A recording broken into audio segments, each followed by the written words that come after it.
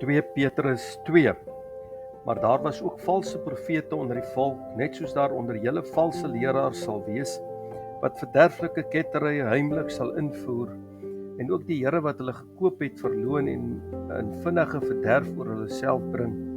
En baie sal hulle verderflikhede navolg, en om hulle ontwil sal die weg van die waarheid gelaster word, en uit hebsug sal hulle met verdigte woorde voordeel uit julle trek.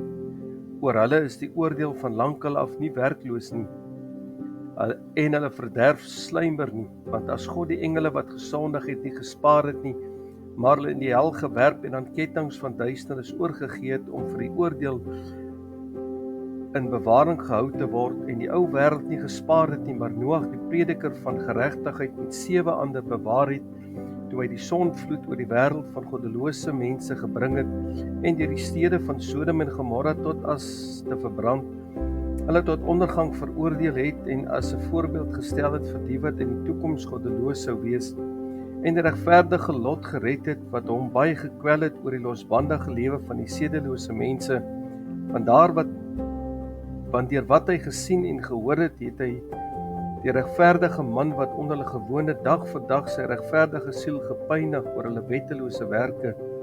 Die Here weet om die godstaliges uit versoeking te verlos en die onregverdiges te bewaar vir die dag van oordeel om gestraf te word. En veral die wat die vlees in vuile begeerlikheid agterna loop en die heerskappy verag, vermetel en aanmatigend, skroom hulle nie om die heerlike wesens te belaster nie, terwyl die engele, hoewel groter in sterkte en krag, geen lasterlike oordeel teen hulle by die Here voorbring nie.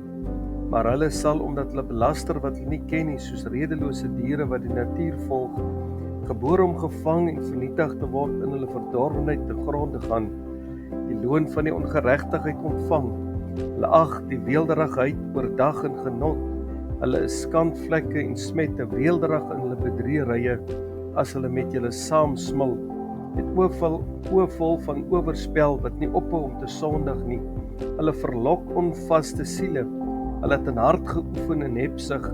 Hulle is kinders van die vervloeking. Hulle die regte pad verlaat en verdwaal en die weg gevolg van Biliam, die seun van Beor, wat die loon van ongeregtigheid liefgehad het, maar die bestraffing van sy oortreding ontvang het. Die stom lasdier het met die stem van 'n mens gepraat en die waansinnigheid van die profeet verhinder.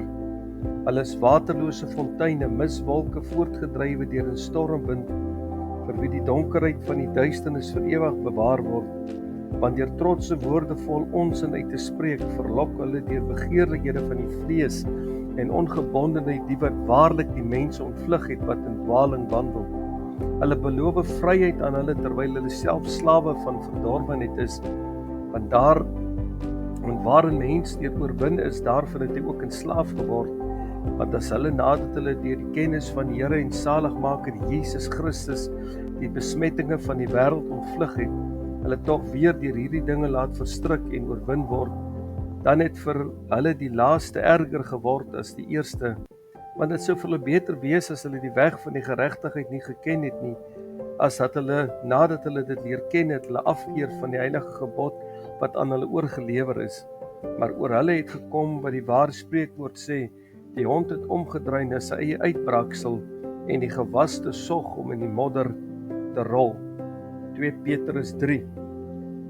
Dit is die tweede brief, geliefdes, wat ek aan julle skrywe, en albei wil ek deur herinnering julle suiwere gesindheid opwek, sodat julle die woorde kan onthou wat deur die heilige profete tevore gespreek is, en die gebod van ons apostels van die Here en Verlosser.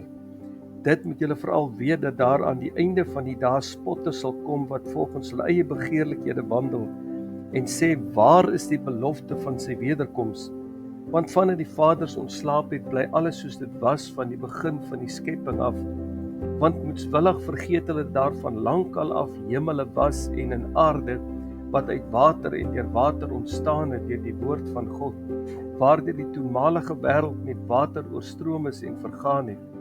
Maar die teenswoordige hemel en die aarde is deur dieselfde woord as 'n skat weggelê en word vir die vuur bewaar teen die dag van die oordeel en die verderf van die goddelose mense. Maar laat hierdie een ding julle nie ontgaan nie, geliefdes, dat een dag by die Here soos 1000 jaar is en 1000 jaar soos een dag. Die Here vertraag nie die belofte soos sommige dit vertraging ag nie, maar hy is lankmoedig oor ons en wil nie hê dat sommige moet vergaan nie, maar dat almal tot bekering moet kom. Maar die dag van die Here sal kom soos 'n dief in die nag, waarin die hemele met gedruis sal verbygaan en die elemente sal brand en vergaan, en die aarde en die werke wat daarop is sal verbrand.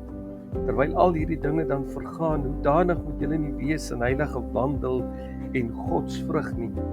Julle wat die koms van die dag van God verwag en verhaas, waardeur die hemel deur vuur sal vergaan en die elemente sal brand en versmelt. Maar ons verwag volgens die belofte nuwe hemele en 'n nuwe aarde waarin geregtigheid woon. Daarom geliefdes, terwyl julle hierdie dinge verwag, beywer julle dat julle vlekkeloos en onberispelik voor hom bevind mag word in vrede. En ag die lankmoedigheid van ons Here as saligheid, soos ons geliefde broeder Paulus ook met die wysheid wat hom gegee is aan julle geskryf het. Net soos in al die briewe, hy spreek daarin oor hierdie dinge waarvan sommige swaar is om te verstaan, wat die ongeleerde en onvaste mense verdraai, net soos die ander skrifte tot hulle eie verderf. Nou dat julle dit dan vooruit weet, geliefdes, moet julle op julle hoede wees dat julle miskien meegesleep word deur die dwaling van sedelose mense en wegval uit julle eie vastigheid nie, maar julle moet toeneem in die genade en kennis van die Here en Saligmaker Jesus Christus. Aan hom kom die heerlikheid toe nou, sowel as in die dag van die ewigheid. Amen.